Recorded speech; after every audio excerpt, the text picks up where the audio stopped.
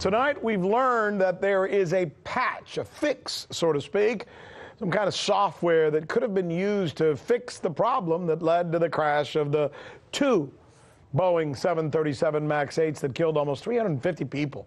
So why wasn't that patch made available? Why didn't the airlines that crashed have it so that they can keep that nose thing from going down as apparently it did? Here's Rachel Blevins to fill us in on why that did not happen and who possibly could be to blame.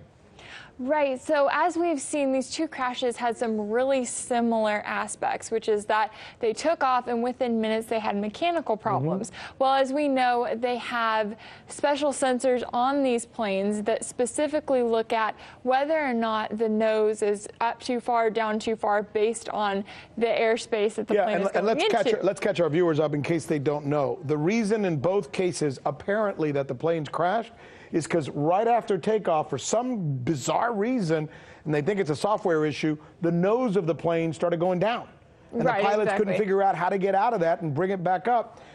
So they died. So in some cases, now these planes did not have certain key features that would have helped the pilots know what was going on, which is they didn't have the special indicators that would have showed them exactly what these sensors were seeing. And they also didn't have the disagree light that would have alerted them to the fact that there was a problem. So instead, because they didn't have those sensors, now all of a sudden the plane is trying to fix its own problem, and it's already too late before the pilots realize what's going on. And the reason they didn't have it was because instead of including them in the planes, Boeing was trying to sell them to the airlines for more money, which is completely legal according to the FAA. Like an upcharge, like what they do to you when you go to stores and they try to get you in and then sell you. That's terrible. Exactly. And regulators like the FAA say that these features aren't completely necessary, that's fine. The planes are good without them. Yes, they were necessary. Airlines. Yes, in this case, it would have helped and it could have prevented this crash altogether.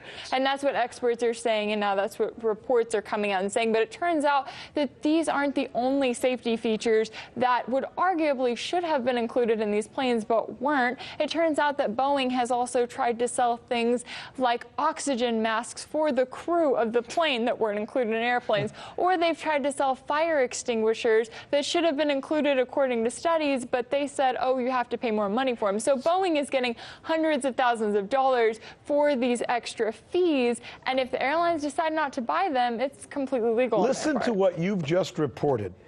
Boeing essentially sold faulty airplanes to airlines, and then they tried to charge extra for the fix to their mistake.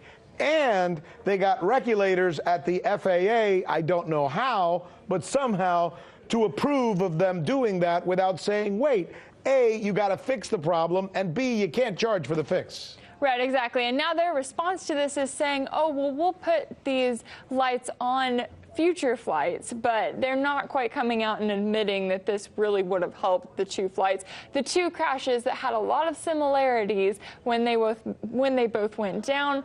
Boeing isn't quite coming out and being truthful about it, according to experts. So they're essentially saying that they're going to do it for the future flights, but what about those 350 people who died? What do you say to their families? Oops, sorry? That's tough. You know what? Good stuff, though. Thank you, Rachel. Appreciate it.